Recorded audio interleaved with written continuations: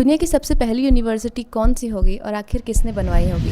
ये सवाल सुनते ही आपके दिमाग में डेफिनेटली हार्वर्ड या ऑक्सफोर्ड जैसे नाम फ्लैश कर रहे होंगे, लेकिन the truth will blow your mind because the first ever university was made by a Muslim woman. Yes, you heard it right. अब अगर आपका दिमाग इस्लामोफोबिक प्रोपेगेंडा से फेड है तो शायद इस स्टेटमेंट आपको थोड़ी अजीब लगे, लेकिन let me tell you the truth. Fatima al Fihri was the woman who is the founder of the idea of universities। 9th century में मोरक्को के फेस शहर में फातिमा अल-फ़िहरी ने अल-क़राविय्यीन यूनिवर्सिटी की बुनियाद रखी। Now just to be clear, अक्सर लोग ये कहते हैं कि Nalanda and Takshashila was the first universities ever, लेकिन जो एक्चुअल यूनिवर्सिटी की डेफिनेशन है तक्षशिला और नालंदा वो नहीं थी। हाँ, वो दुनिया की बहुत बड़ी मरकज़े इल्म ज़रूर थी। वहाँ हज़ारों स्टूडेंट्स आते थे और अलग अलग टीचर्स के अंडर अपनी स्टडीज़ हासिल करते थे। लेकिन बात ये समझनी ज़रूरी है कि उन जगहों का सिस्टम मॉडर्न यूनिवर्सिटीज़ जैसा नहीं था। वहाँ कोई फॉर्मल करिकुलम फॉलो नहीं होता था और ना ही कोई स्टैंडर्डाइज्ड डिग्री सिस्टम होता था और ना कोई ऐसी इंस्टीट्यूशनल आइडेंटिटी थी जो आज तक चलती हो। स्टूडेंट्स बेसिकली एक गुरु के पास आते थे और अपनी मर्जी का इल्म सीखते थे और फिर वहाँ से चले जाते थे। मतलब ये एक लर्निंग सेंटर था, हाँ, एक रिनाउंड लर्निंग सेंटर, लेकिन इसका कोई यूनिवर्सिटी जैसा स्ट्रक्चर नहीं था। अब 9th सेंचुरी की तरफ आगे बढ़ के आए तो फातिमा अल-फ़िहरी ने अल-क़राविय्यीन यूनिवर्सिटी की बुनियाद रखी थी और ये वो जगह थी जहाँ सिर्फ दीन ही नहीं बल्कि साइंस, फिलोसफी, मैथमेटिक्स, एस्ट्रोनॉमी और भी बहुत सारे सब्जेक्ट्स एक स्ट्रक्चर्ड करिकुलम के साथ पढ़ाए जाते थे। यहाँ पर स्टूडेंट्स अपने चुने हुए प्रॉपर कोर्स करते थे, एग्जाम्स देते थे और फिर उन्हें डिग्रीज मिलती थी।